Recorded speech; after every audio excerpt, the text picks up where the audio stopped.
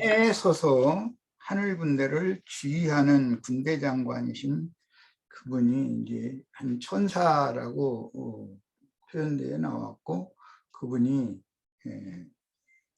무적행의 열쇠와 큰 쇠사슬을 가지고 하늘에서 내려와서 마귀를 이렇게 잡았다고 그랬어요. 그것은 세상 권세자들인 두 짐승들을 말씀으로 이렇게 붙드는 것을 말하는 것이고, 붙잡아 가지고 그들이 잘못 가르친 것들을 진리를 드러내서 그들이 한 말로 정죄를 하는 것이죠. 그게 결박 옳가버리는 것이죠.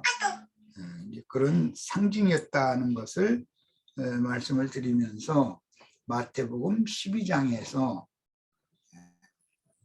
강한 자보다 더 강한 자가 오셔서 사탄을 결박한 말씀이 마태복음 12장에 있고, 그 말씀 똑같은 말씀이 마가복음 3장에도 나오는데, 이번에는 누가복음 11장을 같이 보겠습니다. 마가복음은 대동소이한 내용으로 되어 있기 때문에 누가복음에서 사탄을 결박하는 문제, 쇠사슬로 사탄을 결박하는 문제를 누가복음에서는 설명을 해놔가지고 우리 형제 자매님들이 이해하기가 좀 수월하겠다 싶어서 누가복음을 살펴보는 거예요.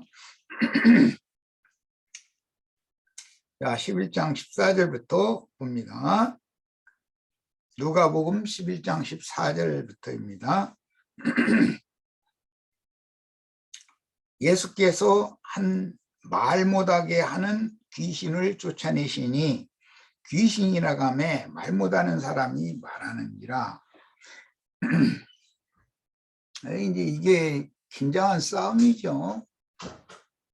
우리들이 원래 생명의 말씀, 영과 생명의 말씀은 한마디도 할 줄 몰랐고 세상 말만 유창하게 잘하면서 누구 만나면 침튀기고다 그러던 사람들이죠. 그런데 계시록 13장 11절로 18절에 보면 짐승의 우상 앞에서 말하는 권세를 받은 자들이 또 지금 오늘날 그 난리를 내고 있는 거잖아요. 그들이 다 말쟁이들이죠. 그런데 주님은 주님의 지지자들에게 말을 잘 할 수 있도록 귀신을 쫓아내준 거죠. 주님의 지지자들이 다 말 못하는 덩어리 귀신이었었잖아요.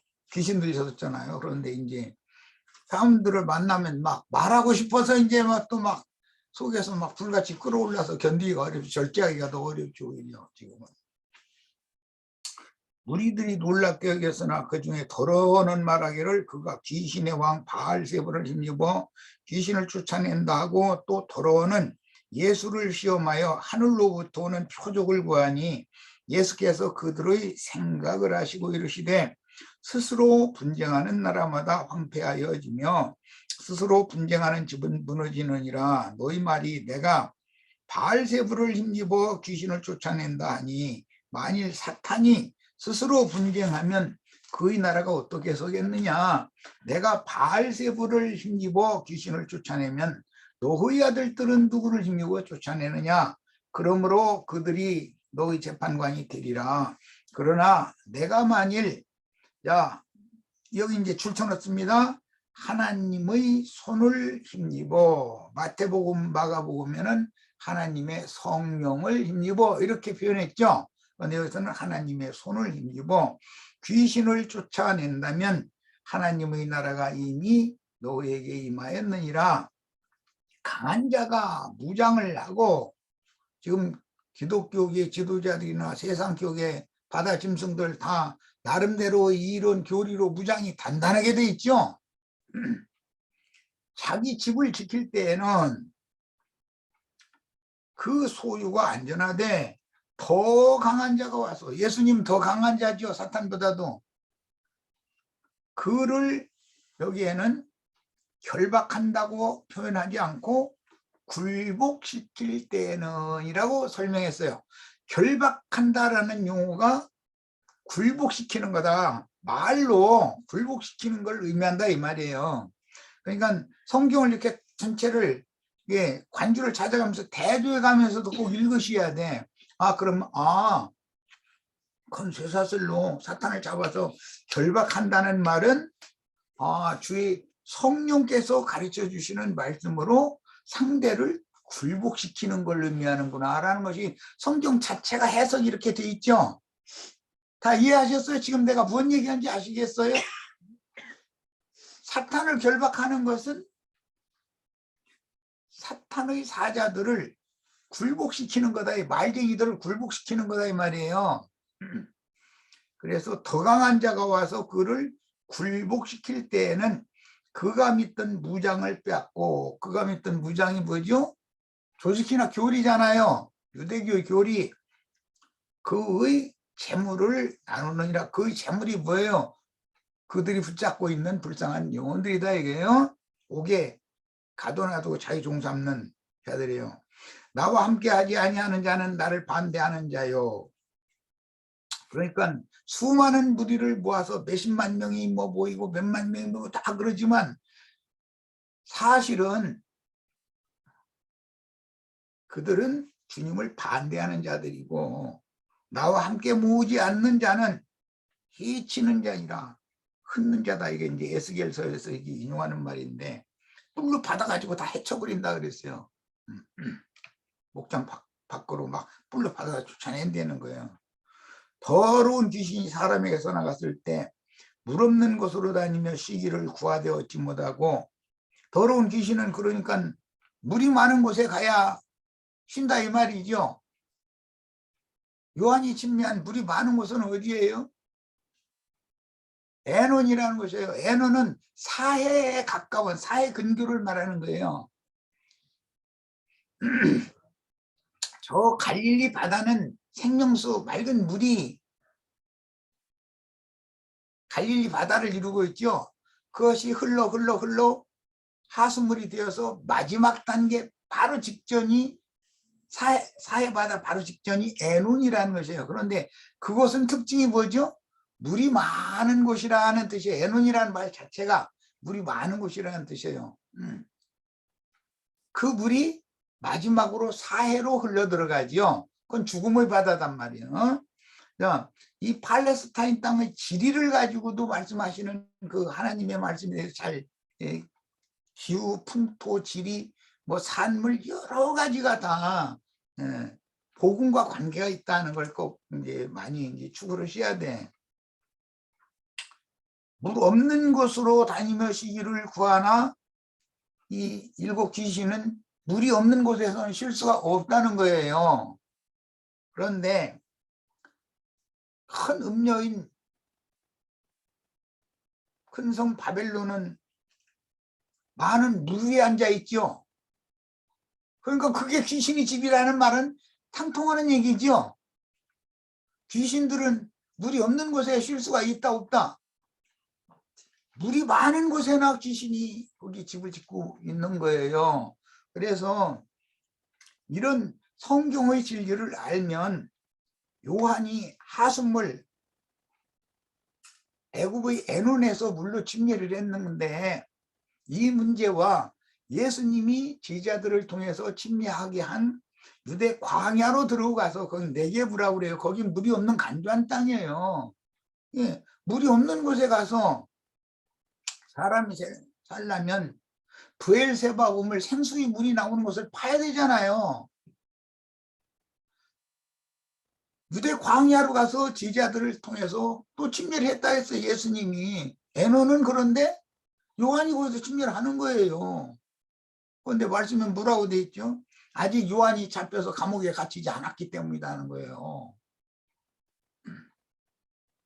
에논에서 침례를 예수님이 광야에 가서 브엘세바 우물로 침례를 하면 요한이 하수물로 침례하던 거 끝내야지 이제 그만해야 되잖아요.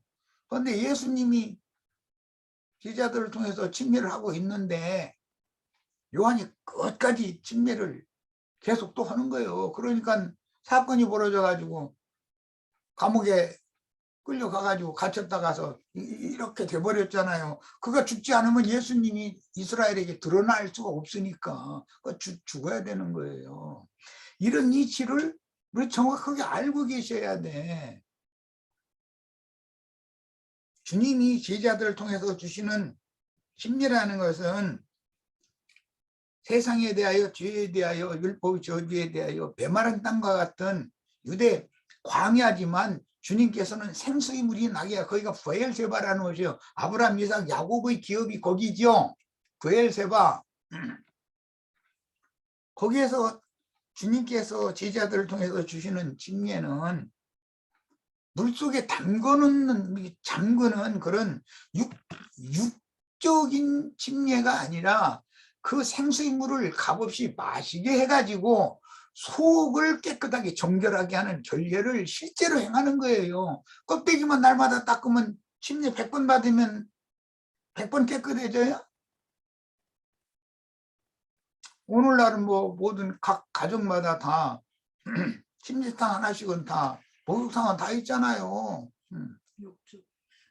욕조물 잔뜩 담아가지고 거기 이렇게 잠갔다가 나오면은 육신의 때가 불려가지고 이렇게 슬슬 문면 때가 잘 벗겨진 건지 육신적으로 밖은 깨끗해질 수 있지만 그건 위선이다 이거예요. 너희 속에서 악한 거, 미워하는 거, 분내는 거, 더러운 것들이 너희 속에서 다 나오는 건데 속을 먼저 씻어야지. 그게 참 결례지. 껍데기만 날마다 씻으면 뭔 소리냐. 예수님 왜 그 말씀을 하시겠어요. 침례의 목적은 사람을 회개시키는 것처럼 돌이키게 하는 거예요. 씻어내야 된다 이거예요. 지난 잘못을. 그런데 외식적으로 껍데기만 씻는 침례는 하수물이다 침례한다 그랬는데 모세가 태어났을 때 바로의 딸 공주가 하수물로 목욕하러 나왔죠.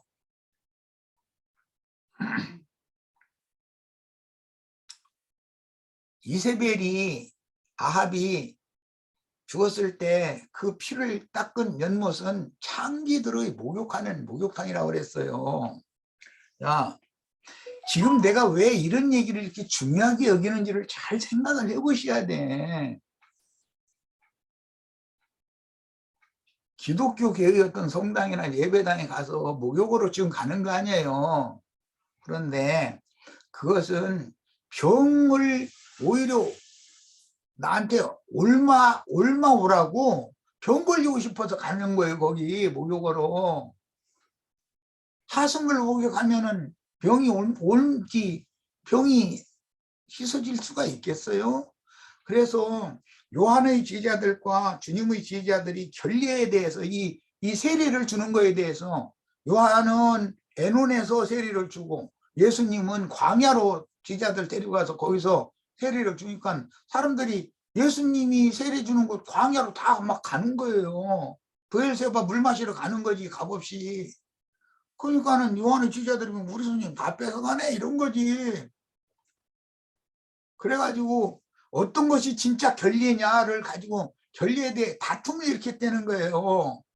예수님과 제자들이 브엘세바 메마른 광야에서 나오는 브엘세바 생수의 물을 마시게 해주는 것이 진짜로 사람의 마음의 부패와 더러움을 씻어주는 참 결례지.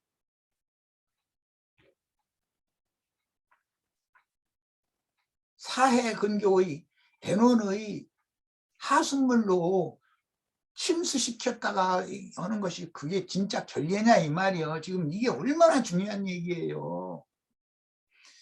똑같은 성경을 읽으면 이런 말씀이 하나님이 말씀하고자 하는 예수님의 침례와 요한의 침례는 이렇게 다르구나. 요한도 혼자 침례 주지는 않았을 거 아니에요. 이게 요한의 제자들이 같이 이제 그 동역을 했겠지. 예수님이 침례를 준 게 아니라 제자들을 통해서 침례하게 했다고 그랬어요. 광야로 들어가서. 요한이 침례하는 애눈물로 침례를 한 게 아니에요. 예수님은. 그리고 흙탕물 속에다 사람 이렇게 뭐 잠기게 했다가 막 이렇게 올라오게 했다가 그런 종교 의식을 행하게 한 게 아니에요. 브엘세바의 생수의 우물을 값없이 주어서 마시게 했어요. 마시게. 생수의 물을 마셔서 침례를 받으면 속이 깨끗해지고 흙탕물 쪽에 이게 목욕을 하면 껍데기가 깨끗해지는 게 아니라 물때가 더 낀다니까 사실은 병균 올라버리고. 내가 하는 말을 이게 이제 귀신 쫓아내는 얘기와 연결시켜서 이런 것은 똑같은 성경에 기록된 말이지만 사람들은 기독교계의 신학자들이 로마 교부로부터 시작해서 지어낸 그 말들이 그 말을 믿으려고 그러지 성경 자체의 말씀을 믿으려고 않는다 이거예요. 이것이 마귀 장난이는 것을 꼭 깨달으시기를 바라요. 그런 짓을 하는 사람들은 많은 사람들을 불러 모아도 주님과 함께하지 않는 자들이기 때문에 그들은 그리스도의 몸을 갈기갈기 찢어 분열을 일으키고 해치는 자들이지 주와 함께 모으는 자들이 아니다 이거예요. 나도한 형제가 지금 주고 있는 이런 영적인 브엘세바의 생수의 물을 마시게 해주는 누구든지 다 목마른 자, 배고픈 자, 목마른 자 다 와서 값없이 생명수를 받으라 하면 이곳에 와서 물을 마셔야 깨끗하게 되는 것이지. 흙탕물로 침례 날마다 하루에 100번씩 받으면 사람이 속이 깨끗해져요. 아니 이 간단한 이치를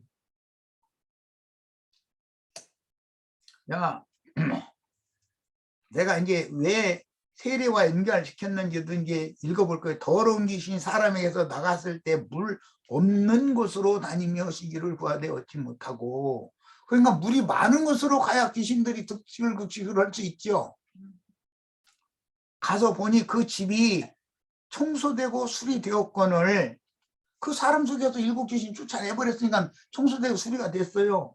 이에 가서 저보다 더 악한 귀신 7을 데리고 들어가서 거하니 오히려 야 청소 잘 됐네 하면서 동무 귀신까지 데리고 들어가서 거하니 그 사람의 나중 형편이 전보다 더 심하게 됐다. 그런데 여기 청소되었다, 집이 청소되고 수리되었다, 이제 이 말씀이 나왔어요.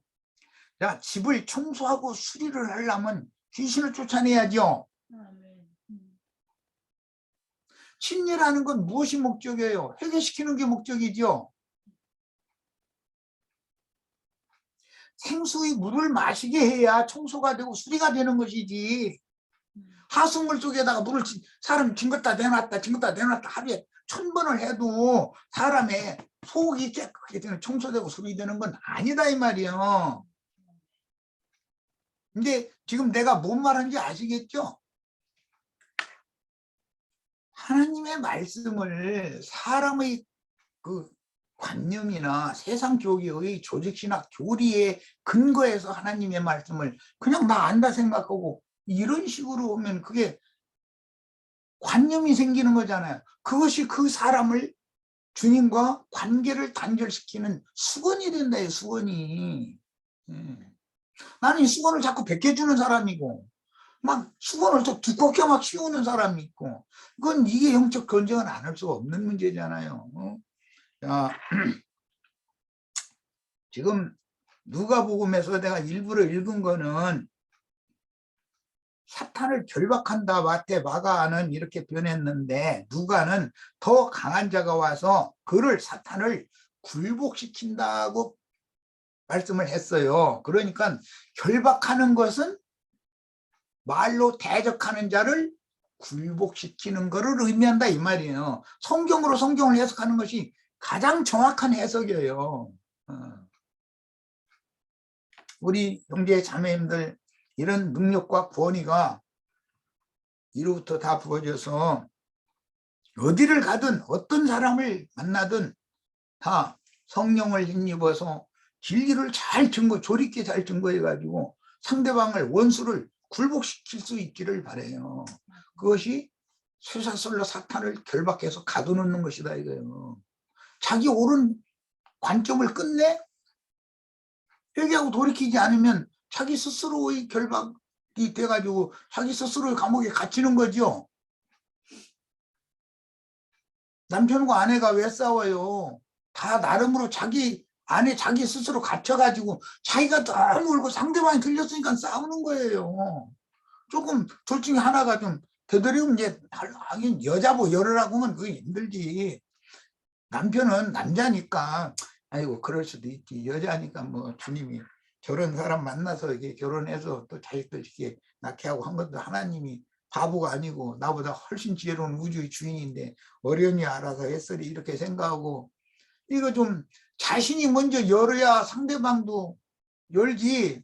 안 해보고 네가 왜 안 여냐 이거요. 나는 네가 열을 때까지 나 너고 말하나 봐라. 남자가 그러면은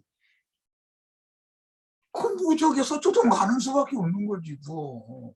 여자는 툭하면 입 다물어요. 여자는. 그건 남편이 가다 이 사람아 이제 그만 풀어 이 사람아 이렇게 안 해주면은 여자는 열을 가도 좋아. 열을 가도. 그럼 뭐 계속 그렇게 하면 서초동 가야지 어떻게 하고. 주님은 열어주러 오셨어요. 열린 문이라면 열린 문. 내가 이기는 자들이 열린 문을 준다.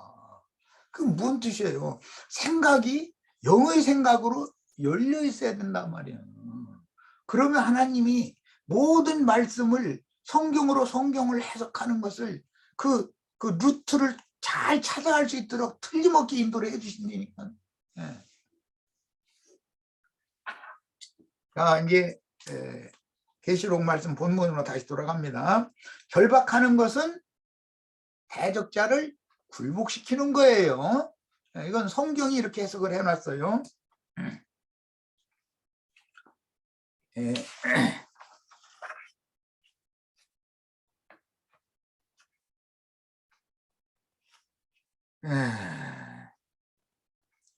네, 무저갱에 이제 20장 3절입니다. 무저갱에 던져 넣어 잠그고 그 위에 인봉한다라고 됐는데, 인봉한다라고 하는 것은 이제 이것은 고대의 그 왕실의 관습에서 나온 용어로서 왕이 어떤 말씀을 서기관에게 왕이 이제 어떤 말을 하면 그걸 받아 적어야죠. 적고 그것을 나팔 부는 사람들한테 온 땅에 이제 그 파발을 보내서 왕명을 전해야 되니까 이제 그걸 이제 전할 때 왕명임에도 불구하고 우리 왕이 하는 말은 내 생각만 또 묻은 말만 했었는만 자기가 정치적인 어떤 관념으로 그 왕을 싫어해. 그러면은 자기 주장 안에 자기가 스스로 딱 자기 옳은 관점을 가지고 딱 붙들고 있으면 그거는 왕명 받아들여요? 안 받아들여요? 절대 안 받아들여요. 안 받아들여야 돼 있어요. 지가 좋아하지 않는 사람이 하는 말이고 저 사람 하는 말은 다 틀렸다고 생각해 버리거든. 야, 그게 뭐냐, 무저갱에 갇혀가지고 그 위에 인봉한다라는 말은 그의 아집을 더 강력하게 자기 옳은 것에 스스로 매이고 갇혀가지고 상대방에 대해서 분만 품고 이를 부두둑 갈고 그런 상태를 되게 만든다 이 말이에요. 사람을 강팍하게 한다 그 말이에요. 그것은 갇혀가지고 그 무적인 분이 인봉된 거예요. 못 나와. 자기 스스로는 절대 못 나와. 주님께서 은혜를 입혀서 어느 날 그래 내가 제일 옳고 내가 제일인 줄 알았더니 그게 아니네. 나보다 그분이 나으니까 그분을 나보다 높은 자에다가 세워놓고 앉혀놓고 다스리게 하셨지. 나는 그분의 나라의 백성인데 내가 왕명을 대적하는 것을, 이거는 내가 너무 옹졸하고 내 잘난 아집이 이게 나를 망하게 하네. 이것을 깨달으면 해방받 옥문이 열리기 마련이죠. 이런 개념이란 말이에요. 남편과 아내가 싸움질을 해도 하늘문이 은혜로 말미암아, 은혜는 천국을 여는 열쇠인 거니까 은혜가 임해가지고 영의 생각으로 생각이 탁 열리기 시작하면 그래 그렇지 사람마다 다 다른 관점을 가질 수가 있는데 내가 너무 나의 아집과 기질과 대오름에 내 스스로 갇혀가지고 내가 이렇게 깊은 감옥에 내 스스로 갇혀가지고 잠긴 감옥문 속에 여기가 두싸우니 이러고 있었구나. 이걸 깨달으면은 옥문은 쇠사슬을 끊어지고 옥문 열리는 것은 기도하고 찬송하면 열리지요. 바울과 신라가 감옥에 갇혔는데 기도하고 찬송하니까 열렸다는 거예요. 쇠사슬도 풀려고 끊어져 버리고. 그 무슨 뜻인가를 한번 생각해 보시란 말이에요. 그런데 인봉하여 그 천년이 차도록 만국을 미혹하지 못하게 했다라는 말은 지 교리, 지 옳은 나름의 그 주장, 이것으로 만국을 계속 은밀하게 미혹을 해왔는데 자기가 끝까지 천년이 살 때까지도 자기가 갇혀서 지가 제로라. 그 심센천사 해에 서서 하늘 군대를 지휘하는 그 천사장은 옳지가 않아. 천년이 차기 전에는 이게 하늘문이, 이 옥문이 안 열린다 이거요. 이 자에게는. 그러니까 주님께서 열어주시지 않으면 누구도 열 수 없어요. 이 마귀가 능력과 권세가 얼마나 큰 자예요. 그런데도 주님이 한번 옥에다 딱 가두고 인봉 딱 해놓으면 못 나온다는 거예요. 때 같으면 글을 쓰려고 또 잠시 나와. 네 맘대로 돌아다니면서 바람도 일으키고 말 타고 온천지 막 그냥 해서 전쟁 바람 일으키고 피바람 일으키고 한번 돌아다녀봐. 그렇게 할 때 그때 잠깐 나와서 그렇게 쓰임을 받는다는 거예요. 세상 끝에는 반드시 이런 일이 있어요. 한 시대의 끝에는 이런 일이 있어요. 러시아의 그 지도자라는 자가 세계대전 핵전쟁이 일어난다는 자꾸 위협하고 있죠. 말은 시가 된다고 그래요. 그 말을 한 번에, 두 번에, 세 번에 김정은이 툭 하면 핵무기 가지고 뭐 어떻게 할 거라면 그 얘기 자꾸 했었죠. 말은 시가 되는 거예요. 때가 되면 차면 넘치게 되고 그게 실행이 돼요. 이 말을 꼭 믿기를 바라요. 그래서 내가 우리 형제 자매님들 부부 간에도 할 말이 있고 어느 선까지의 어떤 그 극점이라는 것이 있다. 툭 하면 우리 이혼해! 이혼해! 자매님들 그런 말 많이 잘하죠. 그런데 우리 자매님들이야 그럴 리가 없는데 그런 소리 한 번 입 밖에 나오기 시작하면 그 다음에는 그 자연스럽게 해도 괜찮은 소리인 줄 알아버려. 하려면 처음 한 번 하기가 어렵지. 절대 그러면 안 된다. 이 말이 누적되고 누적되면은 결과적으로 소초동 안 갈 수가 없어요. 어떤 부부간에는 부부간에 할 수 있는 말의 임계점이라는 것이 어떤 극점이 딱 정해져 있는 거예요. 하나님이 정해놓은. 그걸 절대 넘어서면 안 돼요. 말로 시작하는 거예요. 모든 전쟁은 말로. 그러다가 이제는 실제적으로 그 말과 같이 해버리는 거잖아요. 나는 김정은이 말하는 것마다 그렇고 뭐 푸틴인가 그 이상한 사람 그 함부로 말하는 게 내가 되게 이게 정말 이게 불과 몇십 년 전에는 핵무기를 개발하느라고 애는 썼지만 핵전쟁을 일으키겠다라고 위협하는 사람은 없었어요.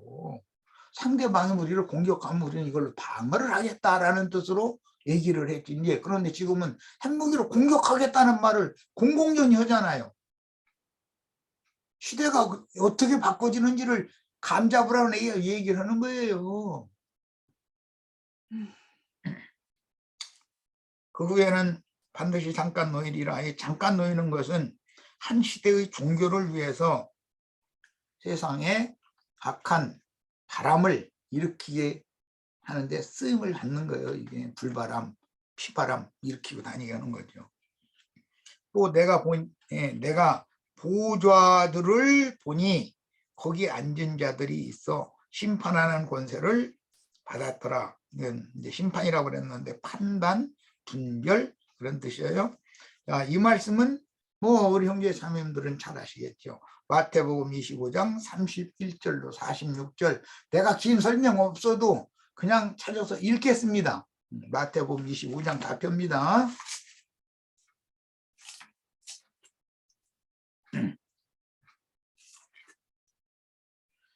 인자가 자기 영광으로 모든 천사와 함께 올 때, 이 천사는 그룹 천사들만을 말하는 것이 아니에요.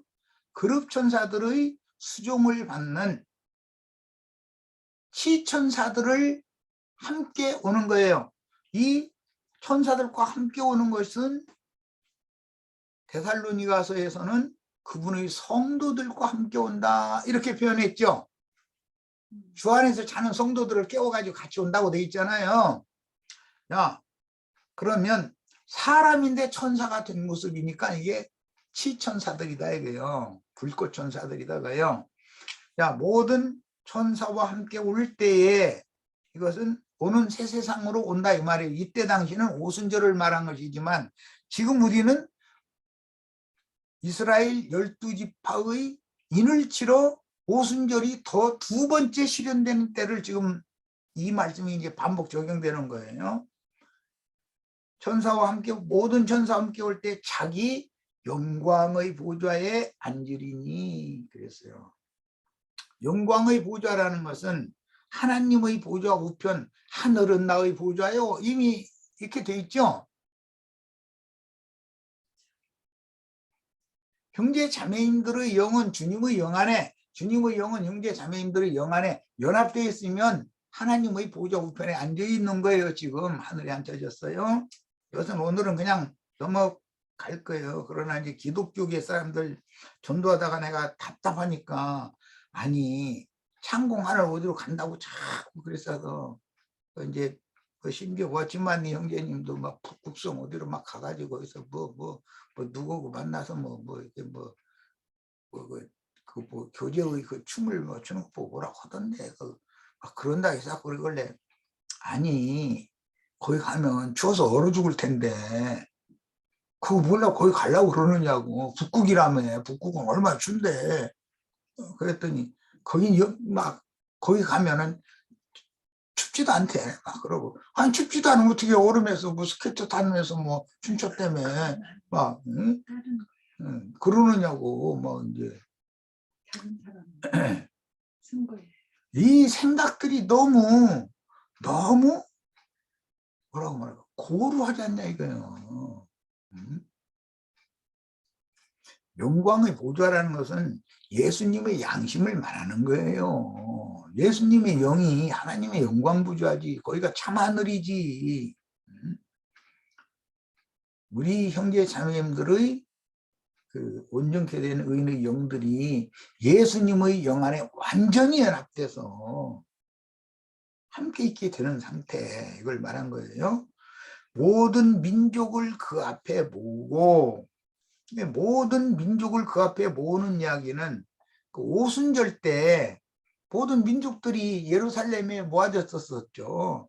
이건 이제 표상이 이렇게 이루어지는 거고, 영적으로는 만민에게 복음을 전하라고 했으니까 만민이 다 구원 얻은 자들은 여기에 다 참여한다 지금 그 말이잖아요.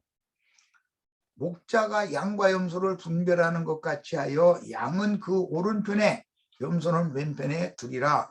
이렇게 하는 거 여기서는 구분이라고 번역을 했는데 이게 분별이라는 뜻이고 판단이라는 용어다. 이게 판단.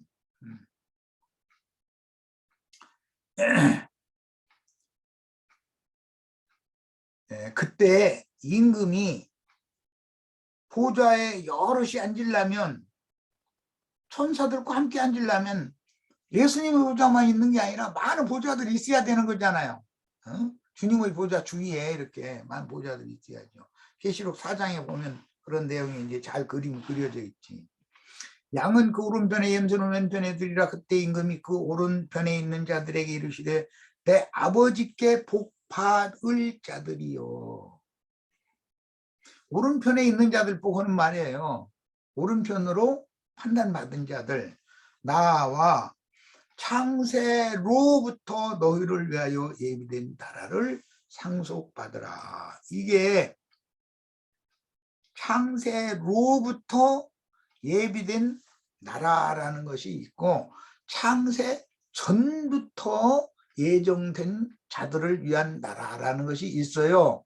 그래서 이런 문제도 너무 중요한 거예요. 아담 세계가 펼쳐지기 시작한 이후로부터 너희를 위하여 예비된 나라라는 것이 있어요. 이것은 영원한 하나님의 나라를 말하는 것이 아니단 말이에요. 창세 전부터 하나님께서 예정하신 그 나라는 영원한 나라죠.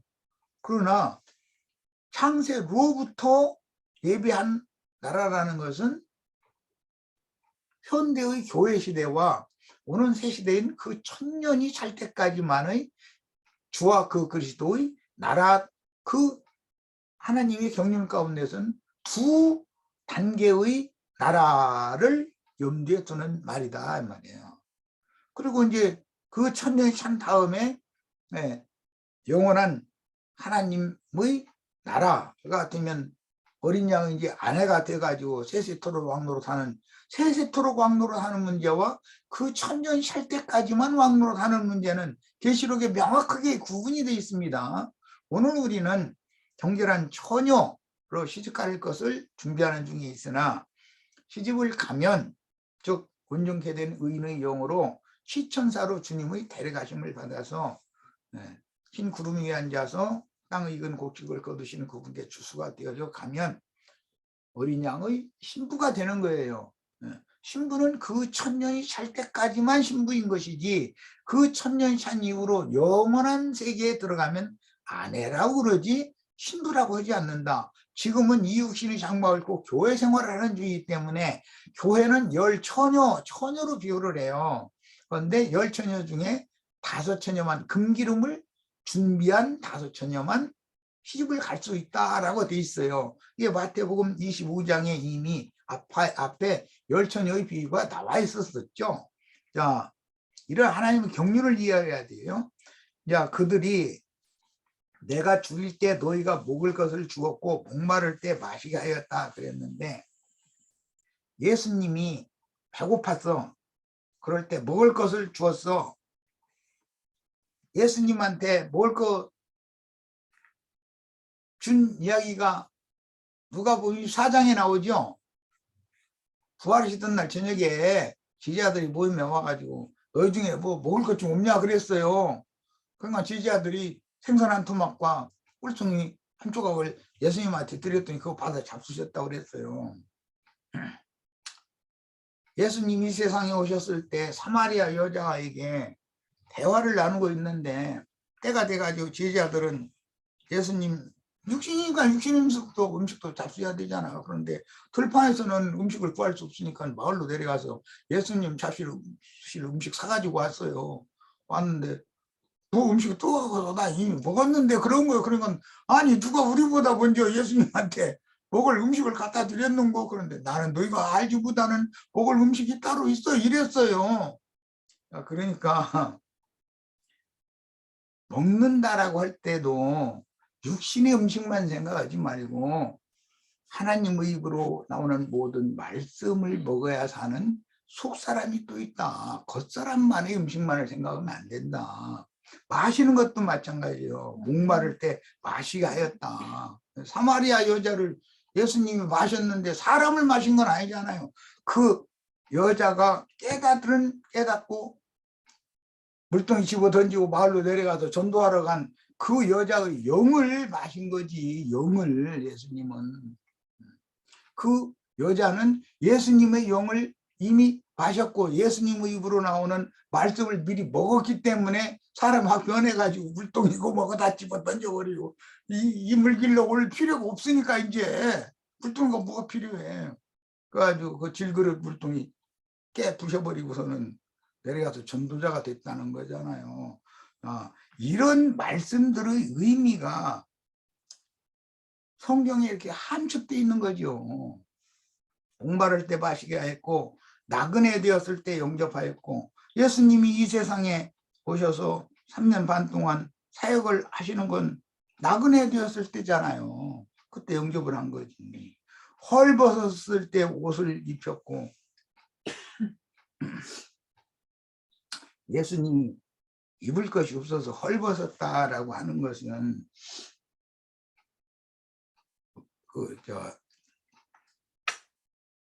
그만큼 질고를 당했을 뿐 아니라 또 고난, 고난당하는 인생을 살았다. 뭔가 너무 가난한 사람이었다라는 걸 여기서는 지금 말하는 거죠.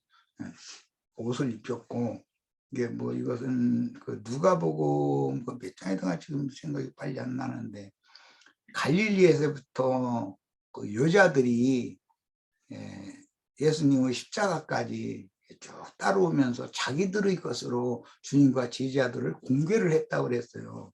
그것이 뭐 먹을 거 입을 거, 그다음 헐벗을 때 입을 거 이런 걸 다 공급을 한 거죠. 그다음에 병 들었을 때 돌보았고, 예수님도 아마 병 들었는가 보지. 아니, 제자들에게 한 것이 곧 나에게 한 것이라 했지. 옥에 갇혔을 때 와서 보았느니라. 실제로 예수님은 뭐 감옥에 갇힌 적은 없었어요. 그런데 옥에 갇혔다고 한 것도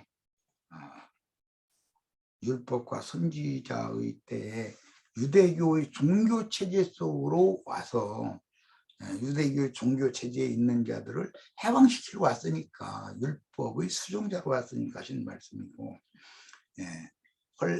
옥에 갇혔을 때 와서 보았느니라. 이게 옥바라지 한다는 게 쉬운 게 아니죠. 세상 나라에서도 보면 자기 생활도 어려운데 옥에 찾아가서 변회 신청해가지고 몇 시간 기다려서 그 불과 5분 10분 그 만나서 대화 몇 마디 하는데, 그래도 그게 자기 사랑하는 사람이고 가족이고 그러면 옥바라지 해야지 어쩌겠어. 개화천선에서 나와서 좋은 사람으로 좀 행복하게 다음을 기약하고 살려면.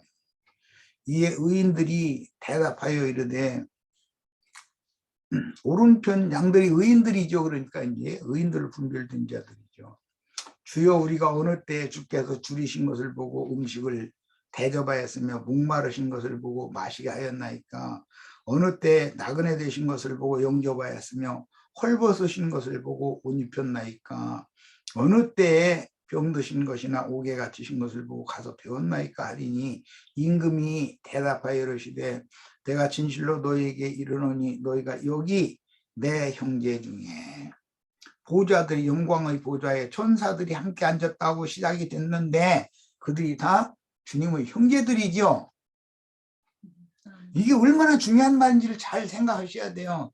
여기 이 신부 중에, 여기 이 목사 중에가 아니라 예수님의 형제여야 돼요. 예수님의 형제는 이미 앞에 누구든지 하늘에 계신 내 아버지의 뜻대로 행하는 자라야 내 형제요 자매요 모친이다 하면서 제자들을 가리켜 가라사대 보라 내 형제를 보라 이렇게 했어요. 그러니까 주님의 제자, 참 제자들 중에 그 말이단 말이에요 지금. 근데 신부 목사 되는 것은 그렇게 좋아하고, 신부 목사 하면은 사람들이 우러러 보는데, 형제님 하면은 우러러 보기는커녕 뭐 남한테 못하다고 생각해버리고, 뭐 이런 이상한 관념이 있어요 기독교계에는. 그래가지고 평신도는 형제자매, 성직자는 신부님 목사님, 이게 딱 갈라져 있어 완전히. 이게 다 저주 아래 있는 자들의 행습이라는 거예요. 이걸 꼭 완전하게 이해를 하시기를 바라요. 내 형제 중에 지극히 작은 자 하나에게 한 것이, 이 지극히 작은 자 하나가 주님과 함께 영광의 보좌에 함께 앉아서 오른편 양 왼편 염소를 판단하는, 구분하는 그런 능력과 본의가 주어진 사람들이잖아요. 그런 천사들이잖아요. 이게 지천사들이란 말이에요. 하시고 또 왼편에 있는 자들에게 이르시되, 저주를 받은 자들아, 나를 떠나 마귀와 그 사자들을 위하여 예비된 영원한 불에 들어가라. 영원한 불은 이제 계시록은 불못이라고 그랬는데, 영원한 불은 마귀와 그 사자들을 위하여 예비가 됐죠. 아브라함의 후사들을 위해서는 하늘의 거룩한 성 새 예루살렘, 하늘에 한 성이 준비됐잖아요. 아브라함의 후사들을 위해서는 하늘에 한 성을 준비하셨고, 마귀와 그 사자들을 위해서는 영원한 불못을 준비해 놓으셨어요. 하나님은 이렇게 지혜로운 분이에요. 내가 줄일 때 너희가 먹을 것을 주지 아니하였고, 목마를 때 마시게 하지 아니하였고, 나그네 되었을 때 영접하지 아니하였고, 헐벗었을 때 옷 입히지 아니하였고, 병들었을 때와 옥에 갇혔을 때 돌아보지 아니하였느니라 하시니, 그들도 대답하여 이르되 주여 우리가 어느 때 주께서 줄이신 것이나 목마르신 것이나 나그네 되신 것이나 헐벗으신 것이나 병드신 것이나 옥에 갇히신 것을 보고 공양하지 아니하더이까. 그러면 오늘날도 소위 성직자라는 사람들, 그들이 교리에 세뇌당한 세상교회 사람들, 자신들은 지금 주님을 열심히 공양하고 있다고 생각하고 있죠. 자신들이 하는 짓이 하나님을 공개하고 섬기는 마땅한 행위를 한다고 생각하고 있잖아요. 그런데 형제 자매님들이 가서 신부 그 간판 띄세요. 목사 간판 띄세요. 여기 예배당 문 앞에다 무슨 뭐 장로교니 무슨 성결교니 심리교니 뭐 간판 붙여놨던데 주님의 교회가 무슨 간판이 있습니까? 만약에 이런 거 참 이상한 겁니다. 만약 그랬다가는 이 흉악한 이단 놈이 어디 와가지고 응? 우리가 전통적으로 지금 2000년 동안 로마 교회 그 거대한 응? 하체가 큰 애국 사람들이라고 그랬지. 그분들이 만들어낸 교리에 따라서 하는 것인데 이걸 무시해? 네가 그분들보다 배우면 얼마나 더 많이 배웠고 네가 알면 얼마나 더 안다고 그래. 이렇게 나가버리고 사람을 자꾸 외모로만 판단하려고 그러는 것이죠. 그 중심에 누가 계시냐를 판단하는 눈이 없는 거예요. 그들에게는 그런 능력도 없고. 이에 임금이 대답하여 이르시되 내가 진실로 너희에게 이르노니 이 지극히 작은 자 하나에 이 지극히 작은 자가 주님과 함께 영광의 보좌에 와서 함께 앉은 자들이잖아요. 이들은 주님의 형제예요. 여기 내 형제라고 그랬어요. 여기 내 신부, 여기 내 목사가 아니에요. 이런 말이 이게 얼마나 중요한 말인지를 알아야 돼요. 이 지극히 작은 자 하나에게 하지 아니한 것이 곧 내게 하지 아니한 것이니라 하시리니 그들은 영벌의 의인들은 영생에 들어가리라 하시니라. 놀랍다. 주님께 어떻게 하는 것은 인자 예수께 어떻게 하는 것이 아니고 주님의 참 지자들, 지극히 작은 자들, 주님의 형제들에게 어떻게 하는 것이 곧 주님께 어떻게 한 거예요. 이것은 구약시대에 이미 율법에 모세의 율법으로 율법 지팡이로 반석을 해서 쳐서 물을 내게 할 때 2번을 쳐요. 그러니까 독생자 예수가 죽은 것은 완전한 것이 아니다. 그럼 표상이지. 2번째 침을 받은 반석에서 나오는 물이 계시록 22장 17절에 나오는 누구든지 목마른 자는 다 듣는 자도 오라 할 것이요 목마른 자도 올 것이요 누구든지 다 와서 값없이 생명수를 받으라 하시는 이 말씀이 2번째 매맞은 반석에서 나오는 이 물과 피가 사람들을 어린 양의 혼인집으로 데리고 들어가는 말씀이 참다운 침례다 이 말이야. 참다운 물로 침례를 하려면 속이 씻음을 받아야 돼. 그래서 우리는 요한이 회개하라고 외친 그 말만 날마다 떠들지 말고 예수님도 사역을 시작할 때 회개하라 천국이 가까이 왔느니라 라고 시작을 했어요. 예수님이 회개하라는 말과 요한이 회개하라는 말이 같은 말이겠냔 말이에요. 계시록에 가서 성령이 교회들에게 회개하라라고 하시는 말씀이 요한이 회개하라고 하는 말씀과 같겠냔 말이에요. 생명수를 받아야 참담 회개를 해서 생명수를 마셔야 속이 결례가 된다 이 말이야. 사람의 속사람이. 그래서 속이 정결케 되어져야 어린 양의 신부가 정결한 처녀가 되어져야 씻어져야 영혼이 깨끗해져야 어린 양의 신부가 될 수 있다는 것이 성경 이야기다. 네, 오늘은 일단은 여기까지만 해서 일단 소원이니까 마치겠습니다. 다음에 더 이제 나가는 말씀은 다음에 나누도록 하겠습니다. 자, 오늘 집회는 모두 마칩니다.